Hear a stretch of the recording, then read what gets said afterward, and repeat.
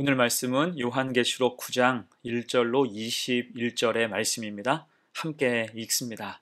다섯째 천사가 나팔을 불매 내가 보니 하늘에서 땅에 떨어진 별 하나가 있는데 그가 무저갱의 열쇠를 받았더라.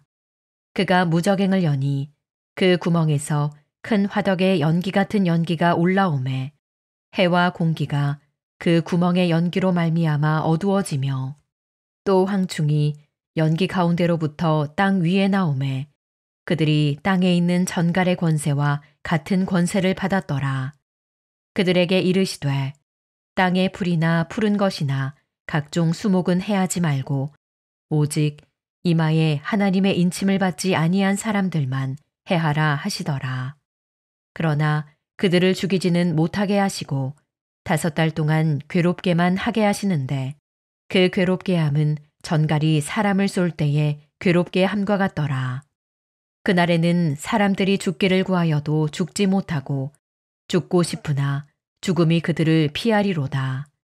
황충들의 모양은 전쟁을 위하여 준비한 말들 같고 그 머리에 금 같은 관 비슷한 것을 썼으며 그 얼굴은 사람의 얼굴 같고 또 여자의 머리털 같은 머리털이 있고 그 이빨은 사자의 이빨 같으며 또 철 호심경 같은 호심경이 있고 그 날개들의 소리는 병거와 많은 말들이 전쟁터로 달려들어가는 소리 같으며 또 전갈과 같은 꼬리와 쏘는 살이 있어 그 꼬리에는 5달 동안 사람들을 해하는 권세가 있더라. 그들에게 왕이 있으니 무저갱의 사자라. 히브리어로는 그 이름이 아바돈이요 헬라어로는 그 이름이 아볼로온이더라. 첫째 화는 지나갔으나 보라 아직도 이후에 화 둘이 이르리로다. 여섯째 천사가 나팔을 불매 내가 들으니 하나님 앞 금 제단 네 뿔에서 한 음성이 나서 나팔 가진 여섯째 천사에게 말하기를 큰 강 유브라데에 결박한 네 천사를 놓아주라 하매 네 천사가 놓였으니 그들은 그 년월 일시에 이르러 사람 3분의 1을 죽이기로 준비된 자들이더라. 마병대의 수는 2만만이니 내가 그들의 수를 들었노라. 이 같은 환상 가운데 그 말들과 그 위에 탄 자들을 보니 불빛과 자줏빛과 유황빛 호심경이 있고 또 말들의 머리는 사자머리 같고 그 입에서는 불과 연기와 유황이 나오더라. 이 세 재앙 곧 자기들의 입에서 나오는 불과 연기와 유황으로 말미암아 사람 3분의 1이 죽임을 당하니라. 이 말들의 힘은 입과 꼬리에 있으니 꼬리는 뱀 같고 또 꼬리에 머리가 있어 이것으로 해하더라. 이 재앙에 죽지 않고 남은 사람들은 손으로 행한 일을 회개하지 아니하고 오히려 여러 귀신과 또는 보거나 듣거나 다니거나 하지 못하는 금은 동과 목석의 우상에게 절하고 또 그 살인과 복술과 음행과 도둑질을 회개하지 아니하더라. 무적행 앞에서라는 제목으로 말씀 증거합니다. 오늘 말씀은 일곱 나팔 심판에 대한 말씀이에요. 요한계시록 8장 2절을 보면 사도 요한은 내가 봄에 하나님 앞에 일곱 천사가 서 있어 일곱 나팔을 받았더라 라고 기록하고 있습니다. 이 말씀은 일곱인 심판 이후 이어지는 하나님의 심판이 다시 본격적으로 시작됨을 알려준 대목이에요. 구약시대부터 나팔은 하나님의 백성들에게 매우 중요한 의미를 가졌습니다. 민수기 10장을 보면 이스라엘 백성들은 나팔 소리를 통해서 여러 가지 신호를 전달받았죠. 진을 이동할 때, 전쟁에 나갈 때, 또 절기를 지킬 때, 그리고 하나님께 제사를 드릴 때 나팔을 불었어요. 특히 여호수아 6장의 여리고성 정복 사건에서 볼 수 있듯이 나팔은 하나님의 승리와 원수의 패배를 선포하는 도구였습니다. 또한 레위기 25장에서 희년을 선포하는 나팔, 스가랴 9장에서 말씀하는 승리의 나팔까지 곧 나팔은 하나님의 임재와 역사하심을 나타내는 상징과 같았습니다. 따라서 요한계시록에 나오는 일곱 나팔 심판은 단순한 재앙이 아니라 하나님의 공의로운 통치가 드러나는 신성한 행위임을 의미합니다. 이것은 하나님이 역사의 주관자이시며 모든 불의와 죄악을 심판하실 권세를 가지신 분임을 선언하는 것과 같은 거예요. 자, 그리고 이제 첫째부터 넷째 천사가 나팔을 불 때 일어나는 재앙들은 마치 출애굽 당시 애굽에 내려진 재앙을 연상케 합니다. 땅에 3분의 1이 타고 바다에 3분의 1이 피가 되며 강과 샘에 3분의 1이 쓴 물이 되고 해와 달과 별에 3분의 1이 어두워지는 재앙들이 일어나는 것, 이것은 하나님의 구원 역사 혹은 심판의 역사가 일회성이 아니라 연속성을 갖는다는 의미라 할 수 있을 것입니다. 다만 이제 넷째 나팔 심판 이후 다섯째 나팔이 불리기 전 사도 요한은 독수리의 큰 소리를 듣게 되지요. 8장 13절 하반절에서 땅에 사는 자들에게 화가 있으리니 이는 새 천사들이 불어야 할 나팔 소리가 남아 있음이로다. 아멘. 이렇게 기록된 것처럼 다섯째부터 일곱째 나팔 심판은 앞선 네 개의 나팔 심판과는 비교할 수 없는 더욱 강렬한 화를 동반하는 심판임을 강조합니다. 여기서 화는 돌이킬 수 없는 심판을 뜻하지요. 실제로 오늘 12절에서도 첫째 화는 지나갔으나 보라 아직도 이후에 화 둘이 이르리로다 라고 명시하면서 그 강력함을 다시금 확인시켜주고 있습니다.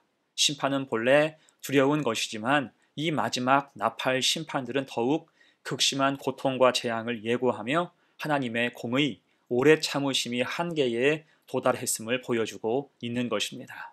자, 그러면 조금 더 세밀하게 오늘 본문 다섯째 나팔 심판에 대해서 살펴보겠습니다.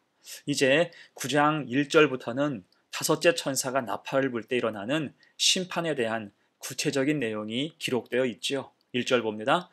다섯째 천사가 나팔을 불매 내가 보니 하늘에서 땅에 떨어진 별 하나가 있는데 그가 무저갱의 열쇠를 받았더라. 여기서 하늘에서 땅에 떨어진 별은 하나님의 권위로 심판을 수행하는 천사를 의미하며 그가 받은 무저갱의 열쇠는 바닥이 없는 구덩이라는 문자적인 의미를 넘어서서 죽은 자들이 가는 음부 곧 지옥을 상징합니다.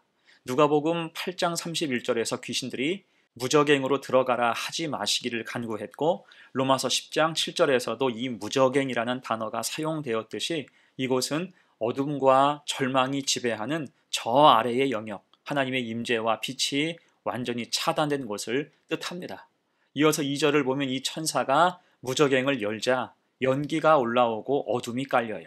이 연기는 단순한 물질적인 연기가 아니라 영적인 어둠과 절망을 상징합니다. 그리고 그 어둠 속에서 황충이 등장을 해요.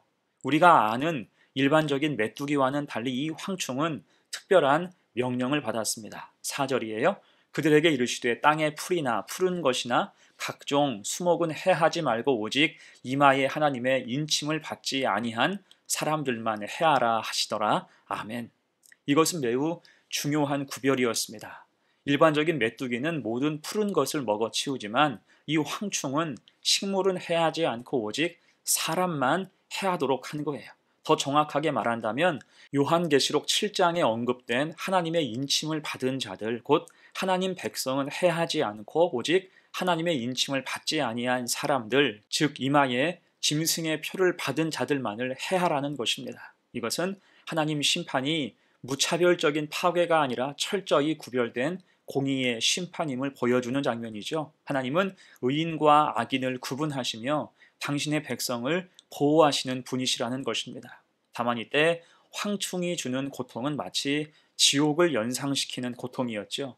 죄의 처참한 결과를 잘 보여줍니다. 그리고 11절에는 이들에게 왕이 있다라고 하는데 그 이름이 히브리어로는 아바돈, 헬라어로는 아볼루온이라고 합니다. 여기서 아볼루온은 파괴자라는 의미를 가지고 있는데 당시 로마 황제들이 자신을 가리켜 태양신 아폴로의 화신이라고 주장하면서 황제 숭배를 강요했던 역사적인 사실을 고려해 볼 때 황충은 로마 군대를 뜻하고 황충의 왕은 로마 황제를 상징한다고 유추해 볼 수 있습니다. 자, 이것은 역사 속에서 일어났던 심판이기도 하지만 동시에 미래에 있을 심판임을 상기하는 것입니다. 여러분, 그래서 요한계시록의 예언은 단순히 미래만을 예언하는 것이 아니라 과거와 현재 그리고 미래를 아우르는 하나님의 주권적인 통치를 보여주고 있어요. 다만 이 다섯 번째 나팔 심판의 대상은 바로 하나님 백성이 아닌 하나님을 거부하고 우상을 숭배하는 자들이라는 사실에서 믿음이 우리 삶의 최고의 선물이고 축복임을 다시 생각해 볼 수 있는 것입니다. 자, 그리고 이어서 이제 여섯째 나팔 심판으로 넘어갑니다. 13절을 보니까 여섯째 천사가 나팔을 불매 내가 들으니 하나님 앞 금 제단 네 뿔에서 한 음성이 나서라고 기록하고 있죠. 이것은 매우 의미 있는 표현입니다. 금 제단은 성소에서 향을 피우는 제단으로서 성도들의 기도가 향연과 함께 하나님께 올려지는 곳이에요.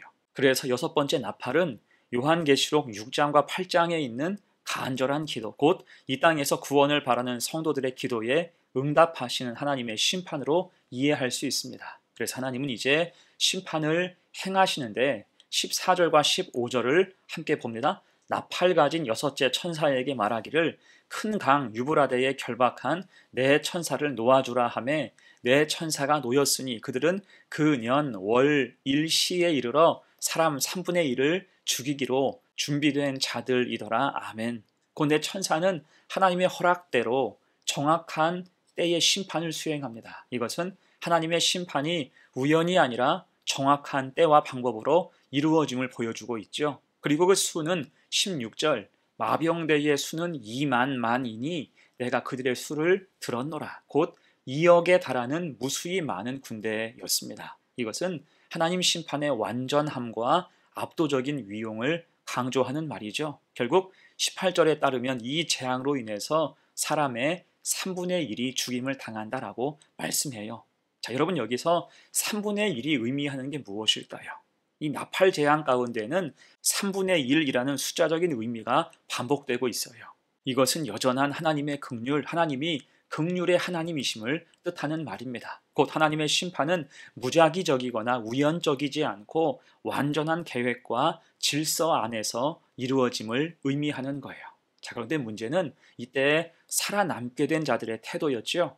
사람의 3분의 1이 죽임을 당하는 엄청난 재앙에도 불구하고 오늘 20절로 21절은 그들이 회개하지 않고 있는 어리석음을 보여주고 있습니다. 이 재앙에 죽지 않고 남은 사람들은 손으로 행한 일을 회개하지 아니하고 오히려 여러 귀신과 또는 보거나 듣거나 다니거나 하지 못하는 금, 은, 동과 목석의 우상에게 절하고 또 그 살인과 복술과 음행과 도둑질을 회개하지 아니하더라. 자, 이것은 인간의 죄성이 얼마나 깊고 완고한지를 보여주는 대목이에요.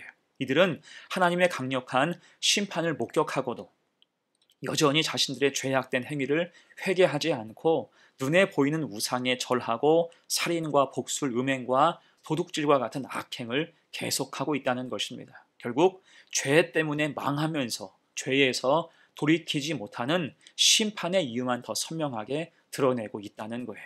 자, 이제 오늘 말씀을 정리하면서 우리는 오늘 요한계시록 9장에 나타난 다섯째와 여섯째 나팔 심판이 단순한 재앙의 기록이 아니라 하나님의 공의와 인내 그리고 회개를 촉구하시는 마지막 경고임을 깊이 새겨야 할 것입니다. 하나님께서는 반복되는 심판과 경고 속에서도 여전히 그 백성이 돌이켜 회개하기를 기다리신다는 거예요. 그러나 본문에서 볼 수 있듯이 많은 이들은 끝까지 마음을 돌이키지 않았고 우상 숭배와 죄악 가운데 머물러 있었습니다. 이처럼 회개하지 않는 완고함은 결국 더 큰 심판과 멸망으로 이어지는 필연이 되고 말지요. 이에 우리는 이 말씀 앞에서 각자 자신의 삶을 돌아보아야 할 것입니다. 혹시 나도 하나님의 경고를 무시하고 세상의 우상과 죄악에 집착하여 살고 있지는 않은지 진심으로 하나님 앞에 겸손히 엎드려 회개하고 있는지를 점검해야 할 것입니다. 대신 하나님은 심판 중에도 자신의 백성을 구별하여 보호하시며 마지막까지 회개의 기회를 주시는 긍휼을 보이심으로 우리는 두려움에 머물기보다는 하나님 은혜를 붙잡고 더욱 깨어서 기도하며 거룩한 삶을 살아가야 할 것입니다. 이를 기억하여서 힘내어서 믿음의 삶을 살아가는 성도가 되시기를 간절히 축원합니다. 아멘. 함께 기도합니다. 사랑과 공의의 하나님, 오늘 말씀을 통해서 하나님의 심판과 자비하심을 다시금 깨닫게 하시니 감사합니다. 우리 마음이 완고해지지 않게 하시고 늘 겸손히 주님 앞에 회개하며 살아가게 하옵소서. 심판 가운데에서도 회개할 기회를 주시는 주님의 사랑을 잊지 않게 하시고 우리를 흔드는 세상의 유혹과 죄악에서 돌이켜 하나님께로 날마다 더 가까이 나아가게 하여 주옵소서. 우리는 심판의 대상이 아니라 구원의 대상되어 살아가게 하여 주옵소서. 감사드리며 예수님의 이름으로 기도합니다. 아멘.